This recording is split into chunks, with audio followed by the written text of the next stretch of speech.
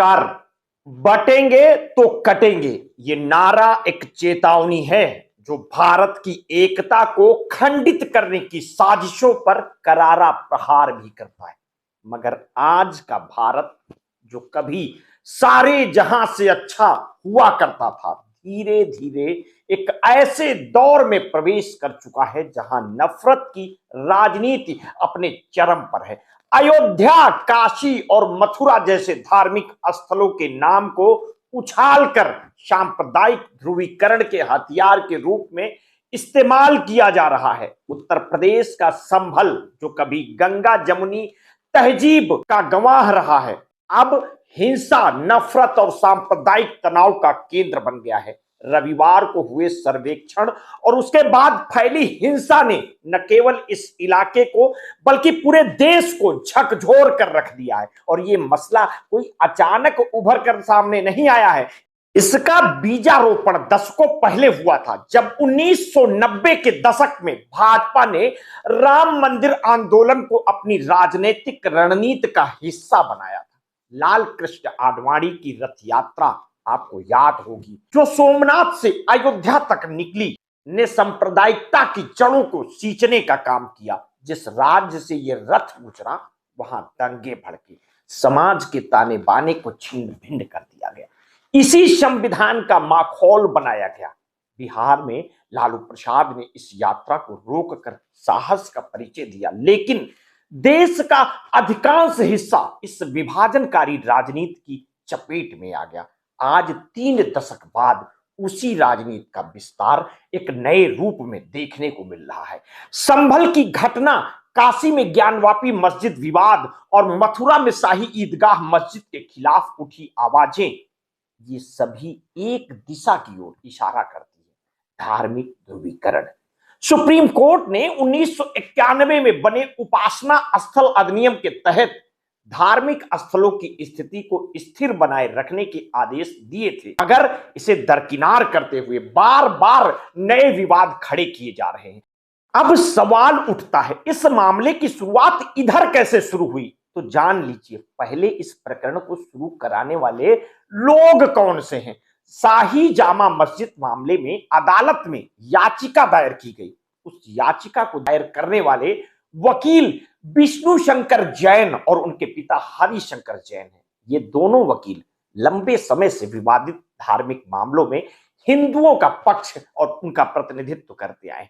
इनका नाम काशी ज्ञानपीठ विवाद से लेकर मथुरा श्री कृष्ण जन्मभूमि मामले तक कई बड़े मामलों में सामने आया है। इनकी रणनीति यही रहती है, ऐतिहासिक तथ्यों और धार्मिक भावनाओं को आधार बनाकर अदालत में याचिका दाखिल करें, जिससे संबंधित स्थलों की जांच, सर्वेक्षण या पुनर्निर्माण की प्रक्रिया शुरू हो सके। विष्णु शंकर जैन एक सुप्रीम कोर्ट के वकील हैं और हिंदू पक्ष से जुड़े कई विवादास्पद मामलों में सक्रिय भूमिका निभाते हैं। वो विश्व हिंदू परिषद और अन्य हिंदुत्व संगठनों के करीबी माने जाते हैं। उन्होंने ज्ञानवापी मस्जिद मामले में प्रमुख याचिका दायर की थी और जिसमें दावा किया गया था कि मस्जिद के नीचे शिवलिंग पाया गया है। उनके पिता हरिशंकर जैन भी इसी तरह के मामलों के वकील रहे हैं और दोनों अक्सर धार्मिक विवाद के संवैधानिक पक्ष को अदालत में रखते हैं।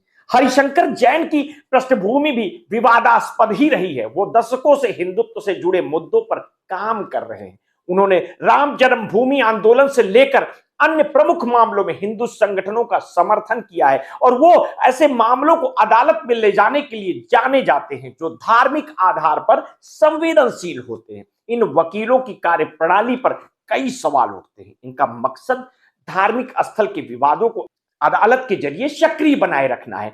आलोचकों का कहना है कि ये वकील इतिहास के संदिग्ध तथ्यों और धार्मिक भावनाओं को उभार कर न्यायपालिका को विवादों में घसीटते हैं, जिससे सांप्रदायिक माहौल खराब होता है। ज्ञानवापी विवाद, मथुरा के शाही ईदगाह और संभल की शाही जामा मस्जिद जैसे मामलों में उनकी याचिकाओं को एक बड़े हिंदुत्व एजेंडे का हिस्सा माना जाता है। वे अक्सर ऐतिहासिक शिलालेखों, पुराने ग्रंथों या धार्मिक ग्रंथों का हवाला देकर याचिकाएं दायर करते हैं और इसका उद्देश्य विवादित स्थलों को हिंदू धर्म स्थल घोषित करवाना होता है। सवाल उठते हैं, क्या इन वकीलों का उद्देश्य सिर्फ कानूनी लड़ाई लड़ना है या एक बड़े राजनीतिक एजेंडे का हिस्सा है? क्या उनके द्वारा दिए गए ऐतिहासिक साक्ष्य और दावे वाकई ठोस हैं या केवल सांप्रदायिक ध्रुवीकरण को बढ़ावा देने के लिए उठाए गए हैं? क्या संविधान के तहत बनाए गए 1991 उपासना स्थल अधिनियम के उल्लंघन को अदालत में चुनौती देना सही है? और इन वकीलों का इतिहास बताता है कि वे केवल कानूनी लड़ाई नहीं बल्कि सांप्रदायिक और धार्मिक विवादों को हवा देने में अपनी भूमिका निभाते हैं। ये आरोप लग रहे हैं। संभल का मामला भी इसी रणनीति का हिस्सा लगता है, जहां धार्मिक भावनाओं को उकसाकर राजनीतिक लाभ उठाने का प्रयास किया जा रहा है। बाबरी मस्जिद विध्वंस के बाद ही ये कानून लाया गया था ताकि सांप्रदायिक तनाव को कम किया जा सके, लेकिन आज यही कानून निष्प्रभावी दिखता है क्योंकि सत्ता से जुड़े लोग इसे नजरअंदाज करते हैं और अपने एजेंडे को आगे बढ़ा रहे हैं। संभल में रविवार को हुए सर्वेक्षण के दौरान जय श्री राम के नारे लगाना यह सवाल खड़ा करता है कि सर्वेक्षण का मकसद आखिर था क्या? मैं उस नारे लगाने की पुष्टि नहीं करता, पर जब सवाल उठ रहे हैं तो बात करना जरूरी भी हो जाता है। और अगर सर्वेक्षकों द्वारा यह केवल ऐतिहासिक तथ्यों की पुष्टि का विषय था तो इतनी जल्दबाजी और तनावपूर्ण माहौल में क्यों अंजाम दिया गया? सुबह के वक्त जब लोग अपने दैनिक कार्यों में व्यस्त थे, ऐसे समय में सर्वेक्षण टीम का पहुंचना और फिर मस्जिद के आसपास प्रदर्शनकारियों की भीड़ जुटना प्रशासन की विफलता को भी दर्शाता है। पथराव, गोलीबारी और 4 लोगों की मौत और कई दर्जन घायल, ये सब एक सुनियोजित साजिश की ओर इशारा करता है जिससे संभल की स्थानीय निवासियों को बांटने और एक समुदाय को डराने के उद्देश्य से अंजाम दिया गया है। उत्तर प्रदेश सरकार इस पूरे प्रकरण में अपनी जिम्मेदारी से पल्ला झाड़ने का प्रयास कर रही है। मुख्यमंत्री योगी आदित्यनाथ की सरकार जो राम राज्य का दावा करती है, इस समय उस राम राज्य की परिभाषा को धुंधला कर रही है। इस हिंसा के लिए प्रदर्शनकारियों को दोषी ठहराया जा रहा है, जबकि प्रशासन की लापरवाही और पक्षपात रवैया साफ नजर आ रहा है। पहले से ही सांप्रदायिक तौर पर संवेदनशील राज्य में ऐसे सर्वेक्षण का आदेश दिया गया किसी गहरी साजिश का हिस्सा भी लगता है। और यह कोई पहली बार नहीं है जब धार्मिक स्थलों के नाम पर हिंसा भड़की हो। बाबरी मस्जिद विध्वंस के दौरान भी यही तर्क दिए गए थे कि वहां राम मंदिर था और उस घटना ने भारतीय राजनीति को न केवल धार्मिक आधार पर बदल दिया बल्कि देश की लोकतांत्रिक और धर्मनिरपेक्ष छवि को भी धूमिल कर दिया। सुप्रीम कोर्ट ने बाबरी मस्जिद विध्वंस को अवैध ठहराया था। इस तरह के कदम ये स्पष्ट संकेत देते हैं कि भारत का संविधान सभी धर्मों के प्रति समानता का वादा करता है, आज सत्ता के सामने कमजोर पड़ता नजर आ रहा है। संभल की घटना के राजनीतिक निहितार्थ भी स्पष्ट है। समाजवादी सुप्रीमो अखिलेश यादव ने इसे उपचुनाव में भाजपा द्वारा की गई धांधली से ध्यान हटाने की चाल बताया। ये आरोप बेबुनियाद नहीं लगता। हाल ही में हुए उपचुनाव में सपा महज 2 सीटें मिली, जबकि भाजपा और रालोद ने मिलकर 7 सीटों पर जीत दर्ज की। कुदरकी जैसी मुस्लिम बाहुल सीट पर भी भाजपा का कब्जा हुआ, जहां सपा ने आरोप लगाया कि उसके मतदाताओं को वोट डालने ही नहीं दिया गया। और इन सबके बावजूद ना तो निर्वाचन आयोग और ना ही प्रशासन ने इन आरोपों को गंभीरता से लिया और जांच की।